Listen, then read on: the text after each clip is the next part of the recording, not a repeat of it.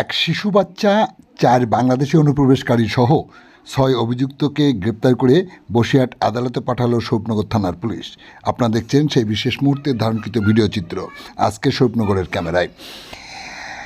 তারালি সীমান্ত এলাকা দিয়ে অবৈধভাবে যাতায়াত করার সময় এক শিশু বাচ্চা, ৩ মহিলাসহ ৫ জনকে বিএসএফের জওয়ানরা আটক করে। জিজ্ঞাসাবাদে তাদের নিকট বৈধ প্রমাণ না থাকায় বিএসএফ স্বরূপনগর থানার পুলিশের হাতে তুলে দেয়। পুলিশ তাদেরকে গ্রেপ্তার করে। পুলিশ সূত্রে জানা যায়, গ্রেপ্তার হওয়া ওই ৫ জনের মধ্যে ইউনুস আলী, বেগম রুবিনা শেখ ও আরেফা শেখ, তাদের বাড়ি যশোর জেলায়, সাথে একটি শিশু বাচ্চা আছে। তারা এদেশ থেকে অবৈধভাবে বাংলাদেশে যাচ্ছিল। সাথে সাথে তৃপ্তি রানী, তার বাড়ি ফরিদপুর জেলায়, সে বাংলাদেশ থেকে এদেশে আসছিল। অন্যদিকে গতকাল রাত্রে ফারুক মণ্ডল, স্বরূপনগর ও প্রভাস দফাদার, যার বাড়ি কাটাবাগান, তারা ডাকাতি মামলায় অভিযুক্ত। দীর্ঘদিন তারা পুলিশের চোখ ফাঁকি দিয়ে চলছিল।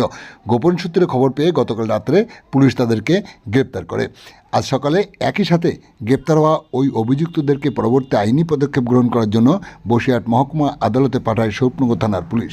আপনারা দেখছেন সেই বিশেষ মুহূর্তে ধারণকৃত ভিডিও চিত্র আজকের স্বরূপনগরের ক্যামেরায়। আমাদের সাথে থাকুন আর পরবর্তী আপডেট পেতে চ্যানেলটি সাবস্ক্রাইব করে সাথে থাকুন।